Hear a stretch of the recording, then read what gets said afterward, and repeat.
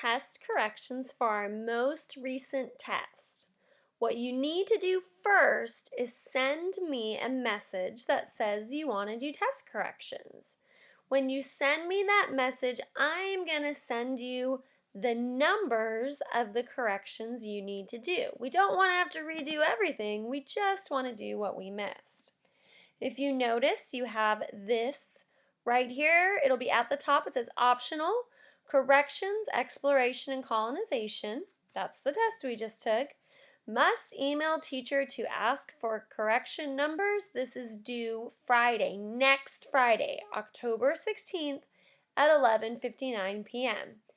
I suggest that if you're going to email me to ask for those numbers, you do it way before Friday so we can make sure that I get them to you because the corrections are due on Friday. When you open it up, you guys will press to start the attempt, just like this. So you'll go in and you will start it. You'll notice up here it says E and C and then it gives you a number. These are the numbers I'm going to be giving you.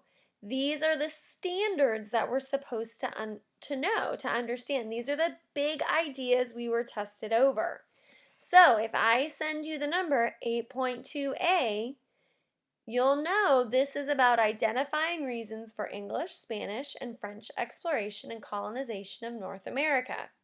Then you will answer these three questions. The directions say, in order to receive correction points back, half the points, you must answer all of the following questions. Please number your answers to match the questions. You may use your notes or send a message to the teacher if you need help. Now let's pretend that I give you 8.10b.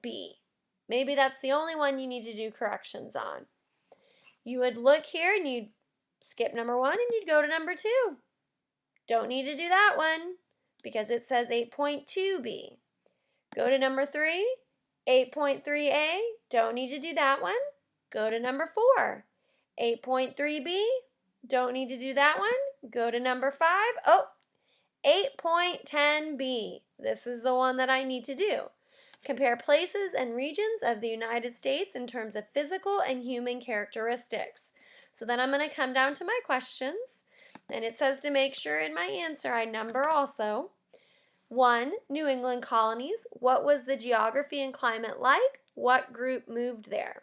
If I'm answering this question number 1, I would say, oh, it's cold and rocky soil.